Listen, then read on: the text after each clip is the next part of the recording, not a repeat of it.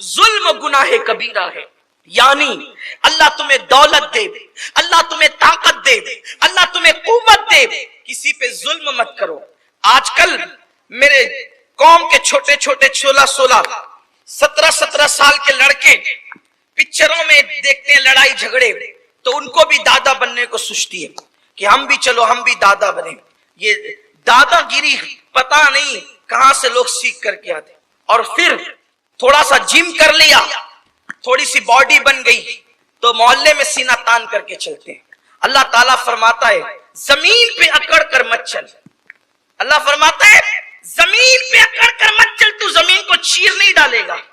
جب کوئی زمین پر تکبر کے ساتھ اکڑ کے چلتا ہے تو زمین کہتی ہے، زمین اکڑ کر چلنے والوں کو کہتی ہے کہ ایک دن تجھے میرے اندر آنا ہے. وہ اکڑ کر چلنے والے تجھے وہ دبوچوں گی کہ تو یاد رکھے گا. سینہ تان کر اکڑ کر چلنے والوں، اور قدرت نے تمہیں طاقت دی ہے تو ظلم مت کرو. اللہ تعالیٰ کو ظلم پسند نہیں ہے. اللہ نے کبھی کسی ظالم کو زیادہ مہلت نہیں دی ہے. میرے کریم آقا مصطفیٰ جان رحمت صلی اللہ علیہ وآلہ وسلم کا فرمان ہے، اگر سینگ والی بکری نے بغیر سینگ والی بکری پہ ظلم کیا ہوگا، قیامت کے دن اس کا بھی بدلہ دلایا جائے گا. اور سنو اللہ کے حبیب غیب داں نبی صلی اللہ علیہ وآلہ وسلم فرماتے ہیں اگر ایک پہاڑ نے کسی دوسرے پہاڑ پہ ظلم کیا ہوگا تو ظالم پہاڑ کو قدرت ریزہ کر دے گی، کیونکہ قدرت کو ظلم پسند نہیں ہے. آج پڑوسی کمزور اور غریب ہو تو لوگ اس کو دباتے ہیں، ظلم ہے. بلکہ اب میں تو یہ بھی دیکھ رہا ہوں، سب کی بات نہیں کرتا، کچھ لوگوں کی بات کرتا ہوں. دو پارٹیوں میں جھگڑا ہوا، پتہ ہے حق پر کون ہے، پھر بھی لوگ ساتھ اس کا دیتے ہیں جو مالدار اور طاقت والا ہے. بلکہ اگر پنچایت بیٹھ جائے تو کچھ سردار لوگ ایسے بھی ہیں، ذلیل سردار، جو غریبوں کو دباتے ہیں، مالداروں کی رعایت کرتے ہیں. یہ اسلام نہیں ہے.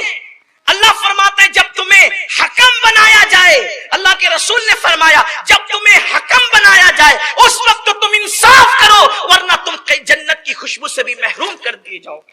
اور اگر تم نے انصاف سے کام لیا تو قیامت کے دن اللہ تمہیں عرش کا سایہ عطا فرمائے گا.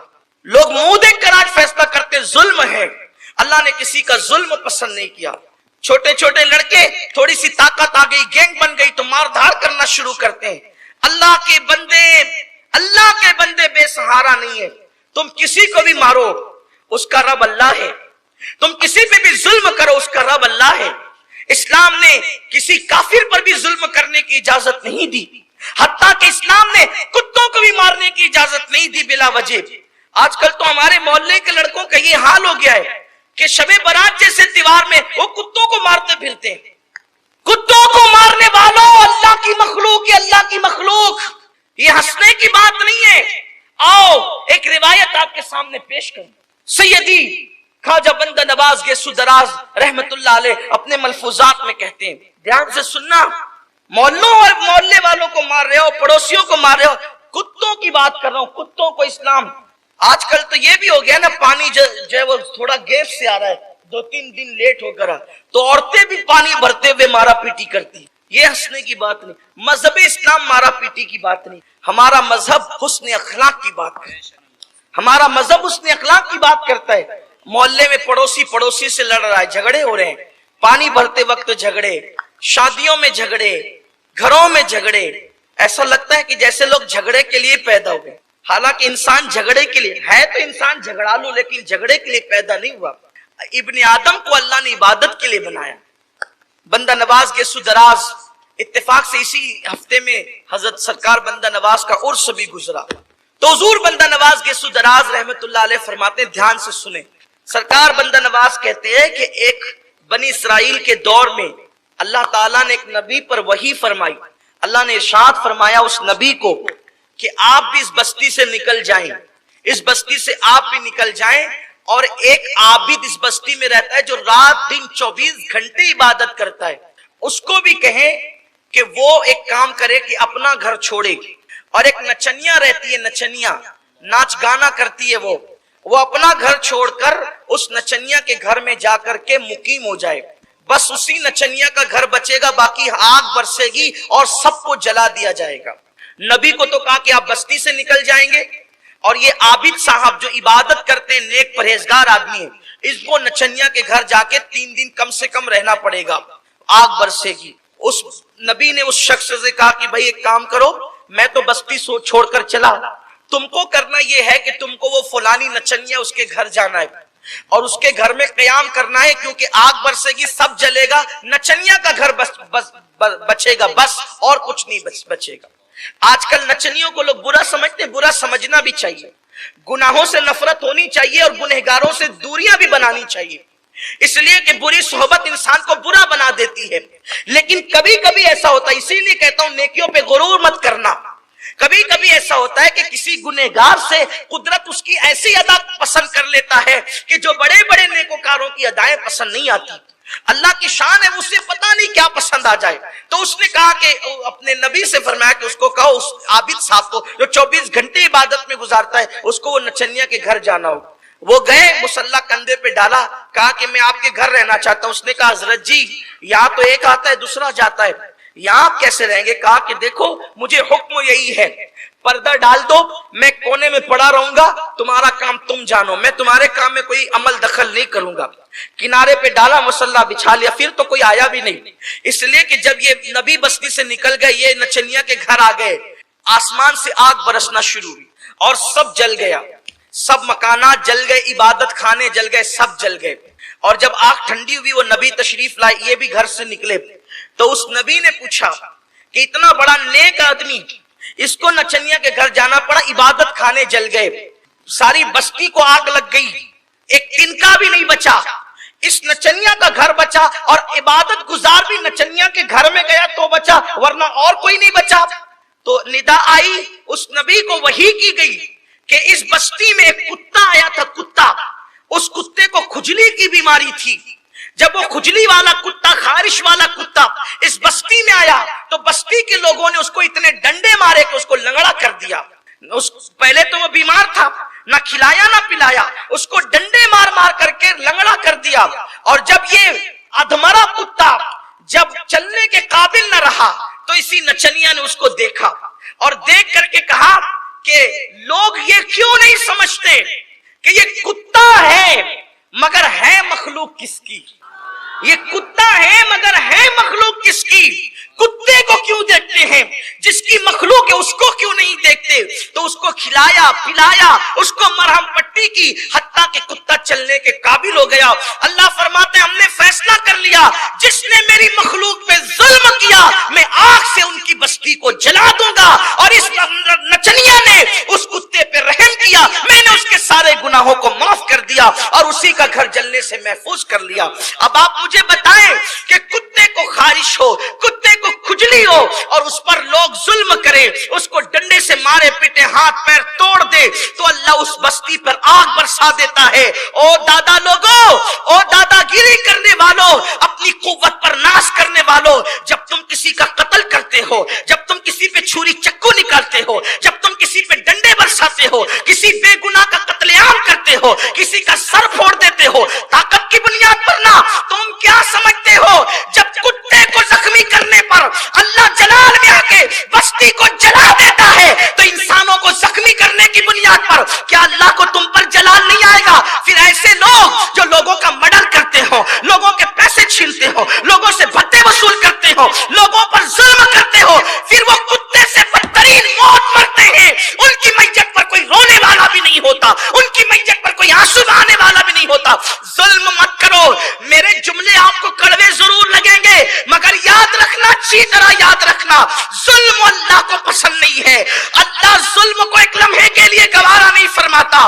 تم اپنی طاقت کی بنیاد پر، اپنی گین کی بنیاد پر، اپنی قوت کی بنیاد پر لوگوں کو دہشت میں مبتلا کرتے ہو، یاد رکھنا ظلم کی رات نہ کسی کی رہی ہے نہ رہے گی۔ جب فرعون نے ظلم کیا، اس کے ظلم کے خاتمے کے لیے قدرت نے حضرت موسیٰ کو پیدا کیا، جب نمرود نے ظلم کیا، اس کے ظلم کے خاتمے کے لیے قدرت نے ابراہیم کو پیدا کیا، جب ابو لہب اور ابو جہل کا ظلم بڑھا، اس کے خاتمے کے لیے اللہ نے مصطفیٰ جان رحمت کو پیدا کیا۔ بڑی بڑی سپر پاور تھی دنیا میں ایران اور روم کی، جب ان کا ظلم بڑھا تو قدرت نے نے محمد الرسول اللہ کو بھیجا.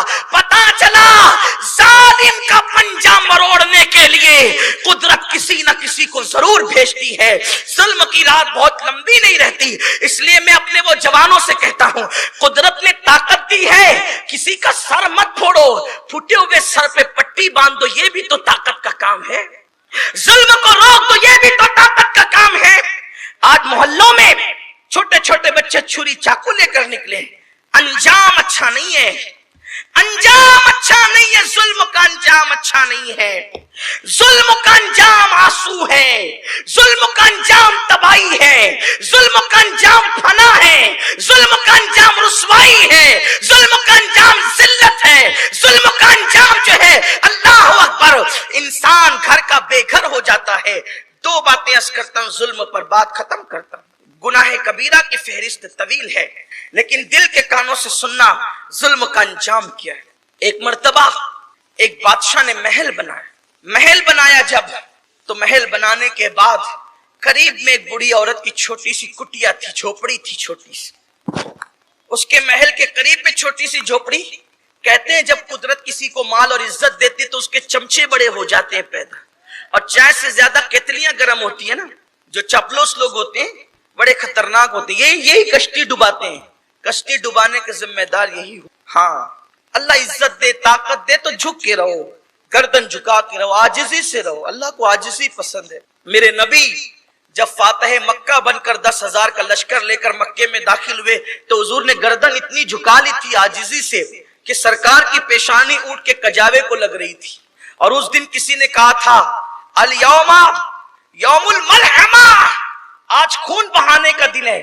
تو حضور نے ان کے ہاتھ سے جھنڈا لے کے ان کے بیٹے کے ہاتھ میں دے دیا تھا جھنڈا. فرمایا کہ الیوم یوم المرحمہ، آج خون بہانے کا دن نہیں، آج رحم کرنے کا دن ہے. جب قدرت تمہیں طاقت دے تو خون مت بہاؤ بلکہ رحم کرو. اور وہ لوگ جو گالیاں دیتے تھے، وہ لوگ جنہوں نے قتل کے منصوبے بنائے تھے، وہ لوگ جنہوں نے دندان شہید کیے تھے، وہ سب قطار میں کھڑے تھے. میرے نبی کے اشارے ابرو کی دیر تھی کہ سب کی گردنیں اڑائی جاتی، لیکن میرے قریب نبی نے فرمایا لا تثریب علیکم الیوم.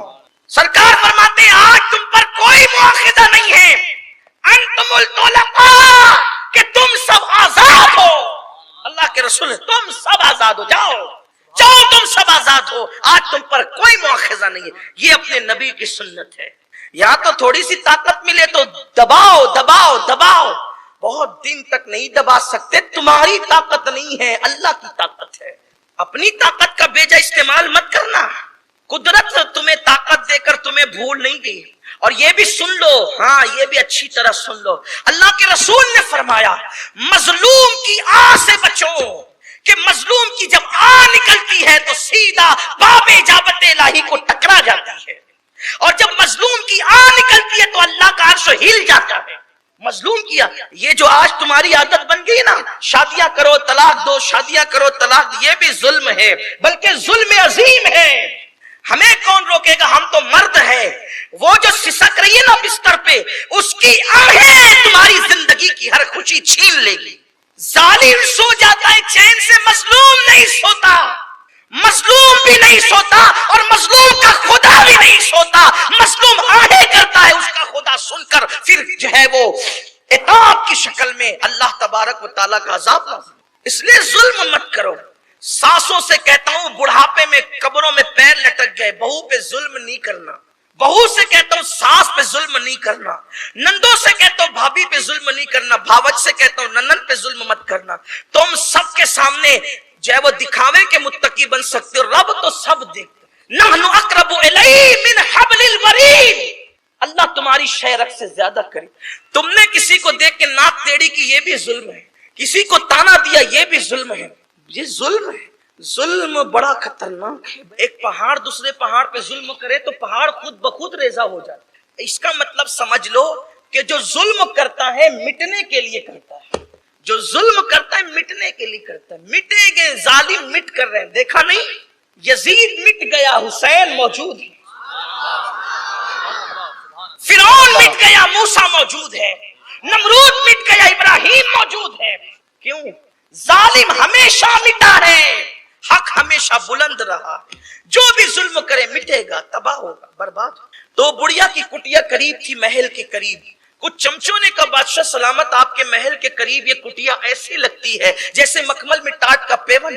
बादशाह कुछ नेक था, उसने कहा कि एक काम करो, बुढ़िया से कहो कि वो जमीन बेच दे, कहीं और कुटिया बनाए। बुढ़िया ने कहा पूरी जिंदगी यही गुजारी है, आखिरी लम्हात भी यही गुजार देंगे, इसलिए बेच नहीं सकते। एक बात ये भी याद रखना, अगर कोई जमीन बेचना ना चाहे तो आप मस्जिद के लिए भी उस पर जबरदस्ती नहीं कर सकते। अल्लाह का दीन किसी का मोहताज नहीं, मस्जिद जहां बनेगी आबाद रहेगी। यतीम बच्चे कह रहे थे ना हुजूर हमारी जमीन ले ले मस्जिद के लिए, हुजूर ने कहा पैसे लोगे तो लूंगा वरना नहीं। हुजूर ने उनको पैसे दे यतीमों को, फिर जमीन दी। कहीं ऐसा ना हो कि अगर आज इन यतीमों की ले ली जाए तो फिर यतीमों से लोग छीनते ही रहेंगे मस्जिद के नाम। आज ये वो मजहब नहीं है कि कहीं भी उठे छुटे इबादत खाने बना लो, ये वो नहीं। इस मजहब का बड़ा तकद्दुस है, इसलिए कि होटलों की मेज पर ये मजहब गढ़ा नहीं गया है, ये अल्लाह की तरफ से नाजिल हुआ है। इसको नाजिल किया है कुदरत ने, अपने महबूब। नाजिल करने वाला रब्बुल अरबाब है, जिस पे नाजिल हुआ वो नबियों का इमाम है, जिसने लाया वो फरिश्तों का इमाम है। बात तो कोई छोटी ही नहीं, भेजने वाले का भी कोई जवाब नहीं, लाने वाले का भी कोई जवाब नहीं, जिसकी तरफ लाया गया उसका भी कोई जवाब नहीं, और जिस उम्मत की तरफ आया उस उम्मत का भी कोई जवाब। ये भी खैर उम्मत है। तो कहा कि मैं नहीं बेचती, कुछ दिन बस रहने हैं। वो गई थी बेचारी, किसी काम से वापस आई तो सिपाहियों ने उसकी कुटिया तोड़ दी। कहा पैसे दे देंगे, तोड़ तो दो। तोड़ दिया। वो आई, देखी अपनी कुटिया नहीं है तो निगाहें आसमान की तरफ के करके, मैं कमजोर हूं, तू तो कमजोर नहीं। मेरी कुटिया टूटी थी, मैं नहीं थी, तू कहां था? तू तो हर जाए अपनी शान के मुताबिक, तू कहां था? और मैं बदला नहीं ले सकती, बदला तू ले सकता, इतना कहना था। एक जलजला आया और महल जमीन के अंदर धंस गया। जुल्म का अंजाम। और जो दूसरी और आखिरी बात कहनी, कुदरत नवाजे तो भी किसी पे जुल्म मत करता, कि किसी फकीर पे भी जुल्म मत। कोई फकीर आए ना, दे सकते हो तो दे दो, वरना हाथ जोड़ के कहो बाबा माफ करना। गालियां मत दो, धक्के मत दो, ताने मत दो, चलो जाओ, चले आते हो यहां से। किसने कहा आपको ये सब? कुरान कहता है सदका दो, वरना अच्छी बात कह के रुखसत कर दो। नहीं दे सकते, औकात आपकी देने की नहीं है तो कम से कम अच्छे जुमले ही कह दो। बस इसी पे गुफ्तगू खत्म करता हूँ। जुल्म का अंजाम क्या है? एक बुजुर्ग ने बहुत प्यारी सी बात लिखी, बड़ी इबरत वाली बात है। खवातीन से भी कहता हूँ तवज्जो, जब तुम शादी में जेवर पहन के जाया करो, कोई बगैर जेवर के आए तो उसको हकीर मत समझा करो, ये भी जुल्म है। अपने आप पे इतराया मत करो, ये भी जुल्म है। इसलिए कि कुदरत ने उसको ना दिया, तुमको दिया, एहसान पे तुम ताना क्यों देते? तुम्हारे कपड़े अच्छे हैं, किसी के फटे कपड़े पर ताना जनी मत कर। कुदरत की तकसीम है, किसी को दे के आजमाया, किसी से लेकर आजमाया। आपसे भी कहता हूँ जब पल्सर पे बैठा करो तो साइकिल वाले का मजाक मत उड़ाया करो, ये भी जुल्म है। कार में बैठा करो तो पैदल चलने वाले को हकीर मत समझा करो, ये भी जुल्म है। बल्कि शुक्र अदा करो कि उसको पैदल चला रहा है, मुझे कार में बिठा रखा है, उसका करम नहीं तो और क्या। लेकिन लोगों की सोच बड़ी हकीर हो गई। सोच को आला बनाओ, सोच को आला बनाओ। आला सोच बड़ी अजीम होती है। तो एक दिन ऐसा हुआ कि ईद का दिन था। ईद के दिन, अब जाहिर सी बात है, ईद के दिन मुसलमानों के यहाँ दोपहर में 1 महीने के बाद खाना पकता है।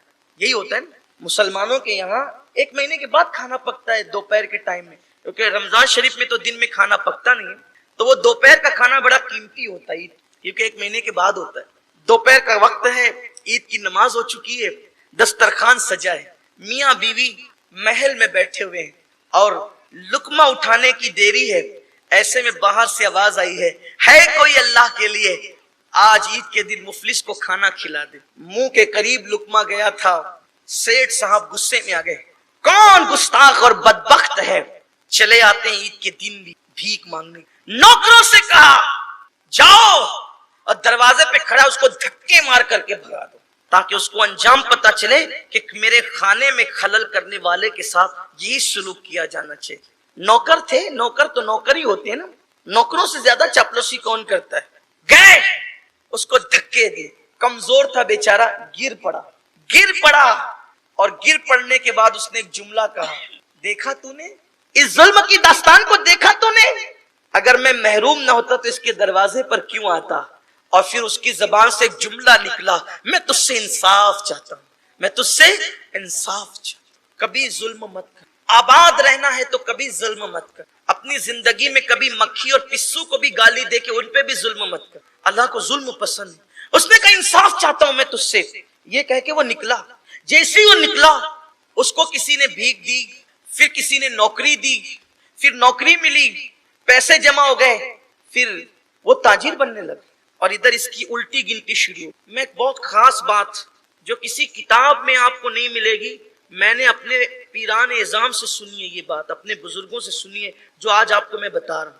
کسی بھی بندے کی کتنا بھی وہ پاپی ہو، کتنا بھی گنہگار ہو، کبھی اس کی الٹی گنتی شروع نہیں ہوتی اس وقت تک جب تک وہ کسی کا دل نہیں دکھاتا۔ جب بھی کسی کی الٹی گنتی شروع ہوتی ہے نا، دل دکھانے پر شروع ہوتی ہے۔ اللہ ہر گناہ کو نظر انداز کرتا ہے، لیکن دل دکھانا اتنا بڑا گناہ ہے کسی کا بھی۔ مسلمان کافر کی کوئی تفریق نہیں ہے یہاں۔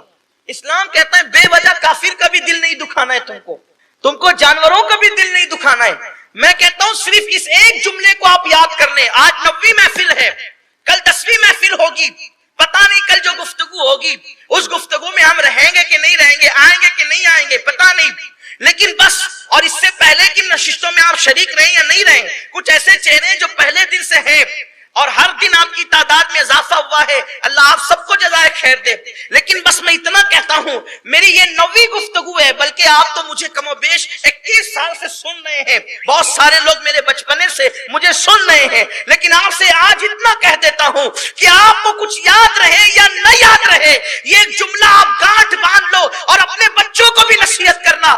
اگر آباد رہنا ہے دنیا اور آخرت میں تو آج دل میں نقش کر لو کہ زندگی میں کبھی کسی کا دل نہیں دکھائیں گے۔ اگر آپ نے دل نہیں دکھایا اور دل خوش ہی کرتے رہے تو انشاءاللہ دنیا بھی آباد رہے گی، آخرت بھی آباد رہے گی، کیونکہ حضرت مجدد الفسانی فرماتے ہیں دل اللہ کے ہمسائے ہیں، دل اللہ کے پڑوسی ہے، پڑوسی کیسا بھی ہو اس کی حمایت تو کرنی ہی کرنی ہے۔ میرے آقا علیہ السلام کے دیوانوں یاد رکھنا، کبھی کسی مومن کا دل، عام انسان کا دل دکھانے کی اجازت نہیں تو مومن کا دل کیسے دکھا سکتے؟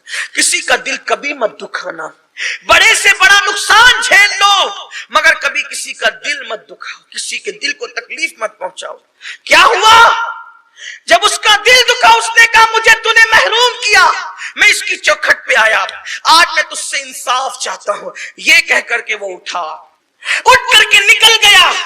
ادھر سیٹھ صاحب کی الٹی گنتی شروع۔ لوگ کہتے ہیں نا کبھی کبھی کاروبار پہ زوال آتا ہے، عزت پہ زوال، پتہ نہیں مجھ سے کیا گناہ ہوا۔ سارے گناہ بعد میں گننا، پہلے یہ دیکھ تو نے کسی کا دل دکھایا۔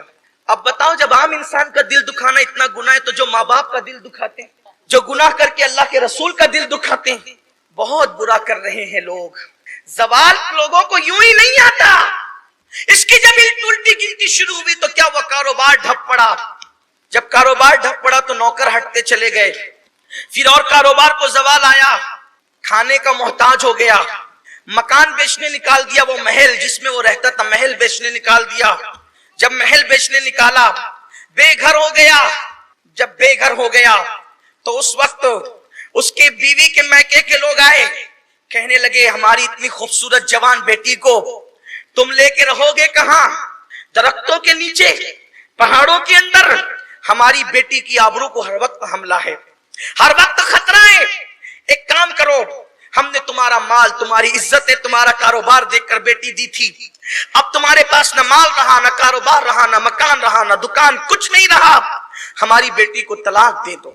چند دن ہی میں اس کی بیوی کو طلاق ہو گئی۔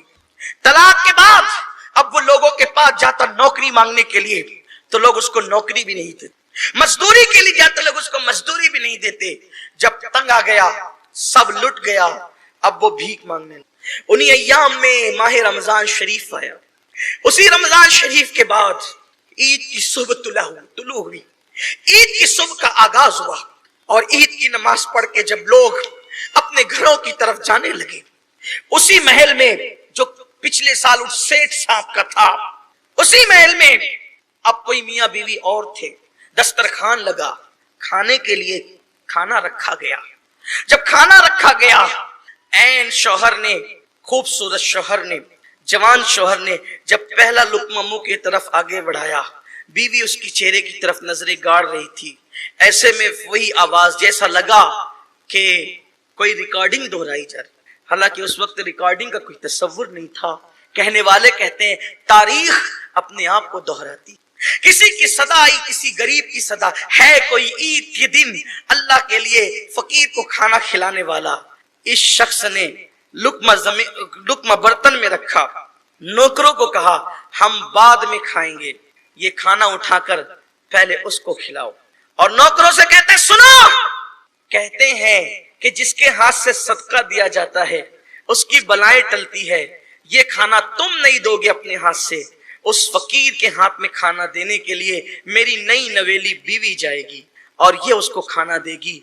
वो औरत ने, उस लड़की ने जैसे खाना उठाया और फकीर की तरफ चली, फकीर पर नजर पड़ी, चीख मारकर बेहोश होकर जमीन पे गिर पड़ी, हाथ का खाना चला गया, जमीन पे गिर गया, फकीर भाग गया, फकीर भाग गया, वो मलिका गिर पड़ी, जैसे उसको उठाया गया, पानी के छींटे दिए गए, बड़ी सादगी के साथ उसके शौहर ने अपनी नए नवेली दुल्हन से पूछा, फकीर के चेहरे में तुमने क्या देखा कि तुम चीख मार के बेहोश होके गिर पड़ी? तो उसने पूरा किस्सा बताया। पिछले ही साल की बात है कि ये शख्स मेरा शौहर था, जो आज भीख मांगने आया था, ये मेरा शौहर था, ये मेरे साथ बैठकर इसी महल में खाना खा रहा था। किसी फकीर ने सदा लगाई, धक्के दे के मार पिटवा करके उसको हकाल दिया। वो जाते जाते इतना कह गया था, अल्लाह अगर तूने मुझे महरूम न किया होता तो मैं इसके पास भीख मांगने क्यों आता? आज मैं तुझसे इंसाफ चाहता हूँ, इंसाफ। ये कह के वो चला गया और उसके बाद उसकी उल्टी गिनती शुरू हो गई। फिर उसका महल बिका, कारोबार तबाह हो गया, हत्ता कि मैं उसकी बीवी थी, मैंने उससे तलाक ले लिया।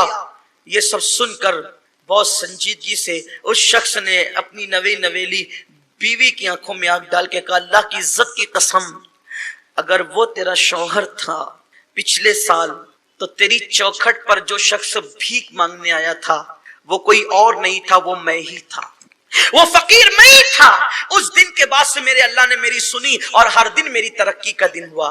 देखो सिर्फ एक साल में ये इनकलाब आया, जालिम फकीर हुआ, मजलूम मालदार हो गया। इसलिए माल मिले, इज्जत मिले, इल्म मिले, कुछ मिले, अल्लाह की जो नेमत मिले, अल्लाह की मखलूक पे कभी जुल्म मत करना। मेरे नबी ने फरमाया, अल खल्क़ु अयालुल्लाह, मखलूक अल्लाह का कुंबा है। और एक मकाम पे फरमाया, इरहमु मन फिल अर्द व यरहमुकुम मन फिस समा, जमीन वालों पे तुम रहम करो, आसमानों का खालिक तुम पर रहम करेगा।